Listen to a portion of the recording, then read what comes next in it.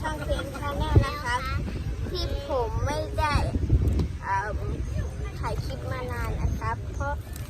ผมลืมครับแล้ววันนี้ผมอยู่ที่ทะเลครับทะเลค่ะ